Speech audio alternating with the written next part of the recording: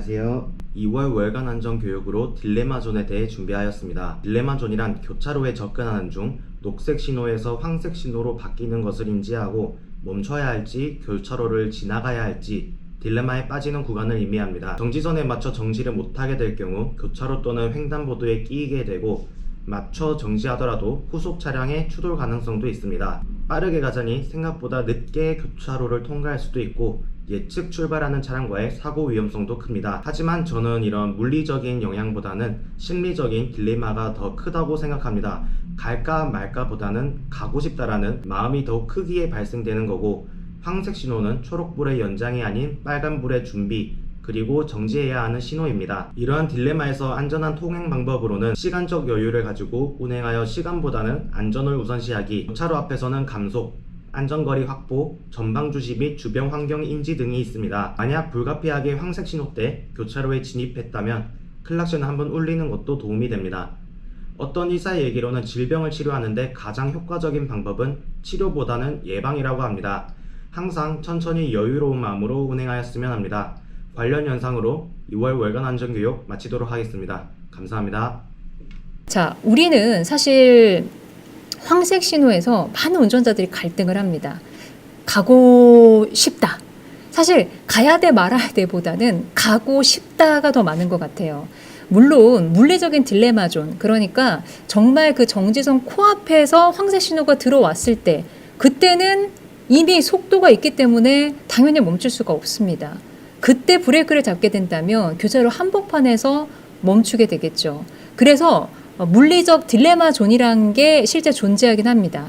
그러나 물리적인 딜레마 존보다는 사실은 우리가 이 교차로를 황색 신호에 신호가 끊기지 않고 통과하고 싶은 마음의 딜레마일 때가 훨씬 더 많습니다. 제가 질문 하나 드려볼까요?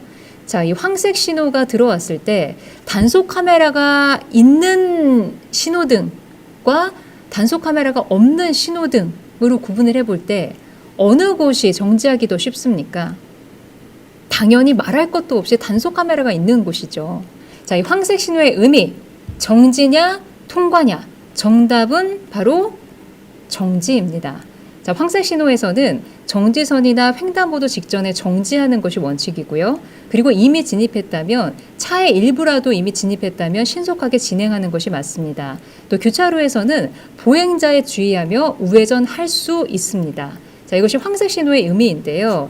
자, 그런데 많은 분들이 황색 신호의 의미를 신속하게 통과해도 되는 거 아니야? 라고 잘못 알고 계시는 분들도 계시기 때문에 도로교통법 조항 한번 짚고 가겠습니다.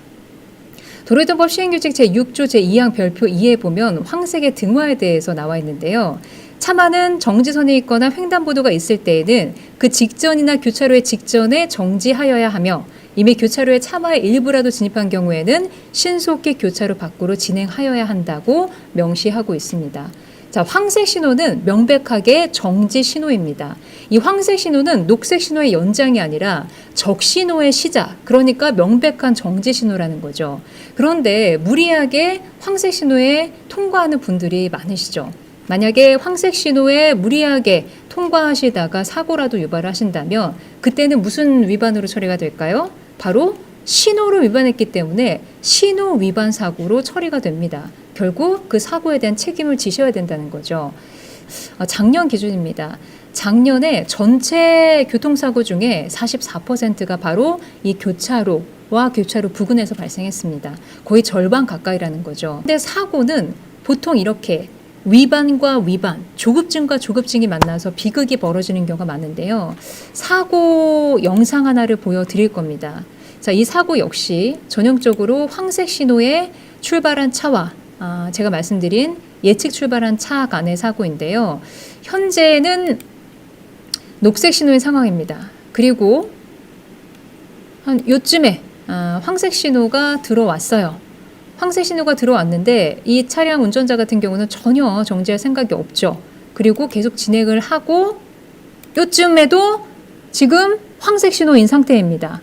그런데 전방에 보면 앞에 좌회전하는 차가 이미 차를 틀고 진행을 했어요. 좌회전을 시작을 했죠. 그리고 그 결과는 바로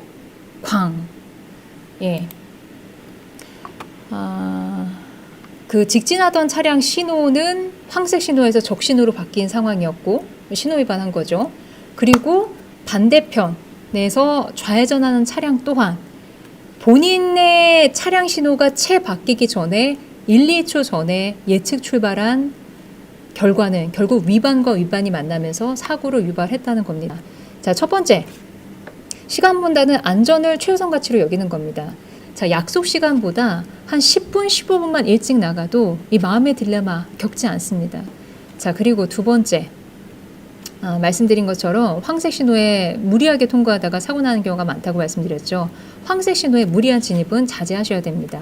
자, 세 번째, 우리가 단속 카메라가 있는 곳에서 속도를 잘 줄여서 진입 전에 이미 줄여서 잘 정지할 수 있듯이 교차로의 앞에서 감속하는 거, 이것이 교차로를 안전하게 통과하는 방법의 핵심이라고 할 수가 있고요. 자, 그리고 감속하면 사실은 충분한 안전거리는 뒤따라오게 돼 있습니다. 어떤 분들은 이렇게 얘기하시기도 해요. 내가 황색 신호에 갑자기 급브레이크를 밟게 되면 뒷차가 나를 추돌한다 라고 말씀하시는데, 자, 과연 뒷차가 나를 추돌한 것이 바로 뒷차만의 원인이었을까요? 저는 아니라고 봅니다. 사실 교차로 앞에서 대부분의 운전자들이 속도를 높이기 때문에 그때 갑자기 급브레이크를 밟게 되면은 그렇게 속도를 높여서 같이 따라오던 뒷차량 운전자가 같이 급브레이크를 밟을 경우에 그 속도 때문에 결국 멈출 수 없다는 거죠.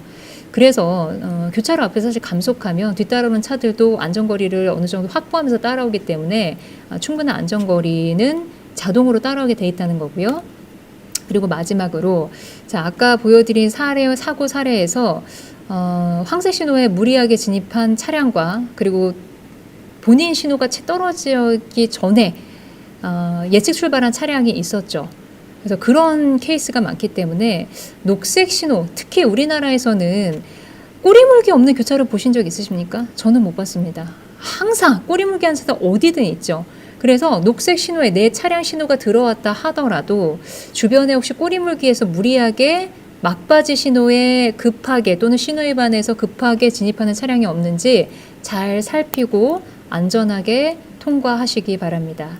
자, 부디 멈춰야 할 때 우리를 멈추지 못하게 하는 마음의 딜레마를 극복하시고 안전의 가치를 잡으시길 당부드리겠습니다. 자, 오늘 아하도로 독법 강의는 여기까지 하겠습니다. 저는 다음 시간에 뵙겠습니다. 감사합니다.